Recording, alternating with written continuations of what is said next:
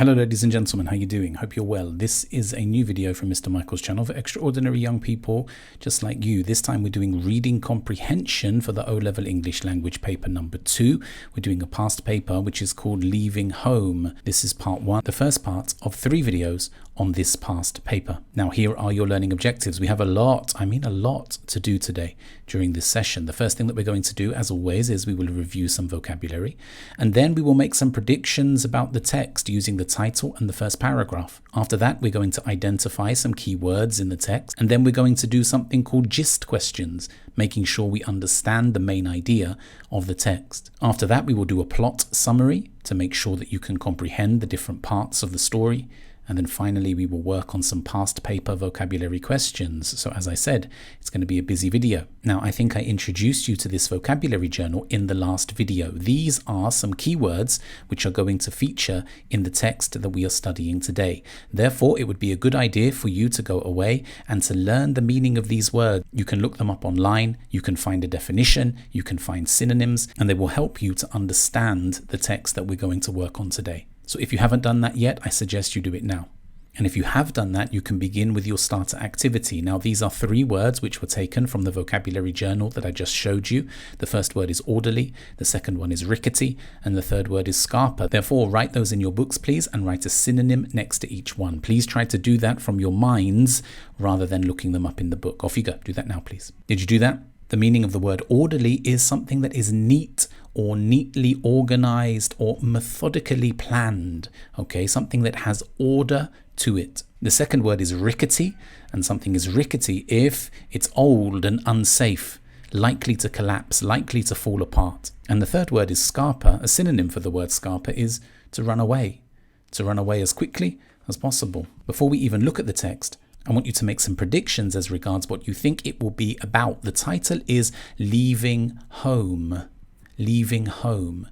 Now, when you see that title, do you think it's a positive story? Do you think it's a negative story? What kind of emotions are associated with leaving home? What might the story be about? Pause the video and make a few notes. What comes into your mind when you see the expression or you see the title of this text, Leaving Home?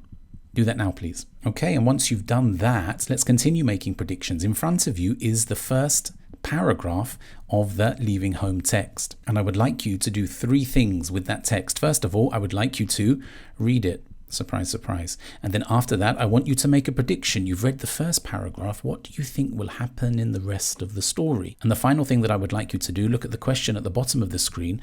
What do we learn about the main character from the first paragraph? Can you answer that question? You will notice that some words are highlighted in yellow. That's because they are the words taken from the vocabulary journal. Okay, do those 3 things now, please.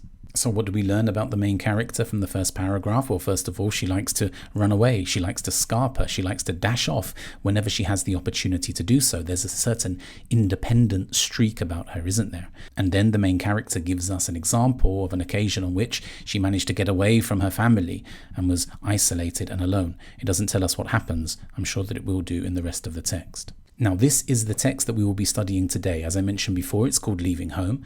It's taken from the 2020 May-June O-Level English Language exam. I would like you to read through the text. My students will have a copy of this. If you don't have a copy of it, you can take a screenshot and then read through it on your own. But what I would also like you to do is, I would like you to go back to the beginning of the video where I showed you the vocabulary journal. And as you read, I would like you to highlight those keywords in the text. Okay, pause the video and do that now, please. Have you done that? I'm sure you have. Well, now here is the text again. This time I've highlighted all of the keywords in green so that you can see where they are as we continue to work on the text. So by now you should have read through the text at least once or twice, and you should have a kind of idea, a general idea of what happens in the text. Therefore, you should be able to answer some gist questions. Now, the word gist means the general idea, the main idea behind the text. I'm not going to ask you any questions which are really difficult. Instead, I'm going to ask you some questions which, if you can answer them, will indicate that you understand the gist, the main idea of the text. You ready for the first question? Here it is. Why did the main character decide to run away from home? Pause the video, look at the text and write down your answer in your notes. Do that now, please. Okay, spoiler alert. Are you ready for the answer? Here it is. A meal I didn't want and a disagreement about clothing. So the main character's reason for leaving home wasn't particularly serious, was it? It demonstrates that the writer was perhaps a little bit immature and she wanted to leave because she didn't like dinner and because she had an argument with them about some clothing. Are you ready for the second question? Here it is.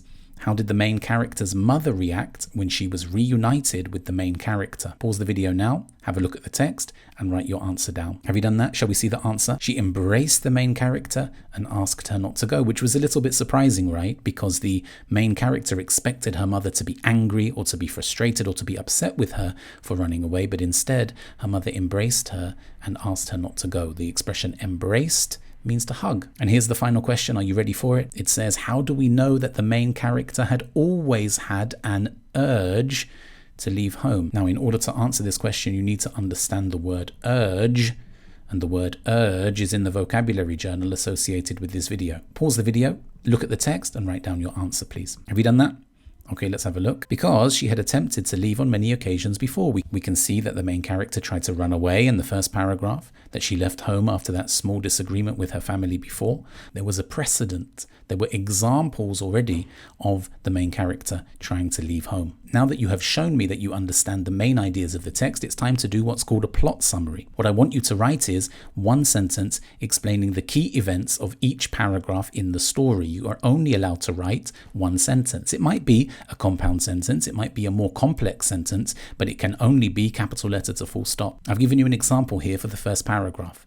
It says, as a little girl, the main character loved to run away from her parents and once managed to get lost on an uninhabited island. So your task is, for every paragraph in the story, I would like you to write a one-sentence summary of the key events in it. Please pause the video and do that now. Now, the last thing that we're going to do today is some vocabulary questions. These are taken from the past paper produced by Cambridge and obviously under copyright from Cambridge.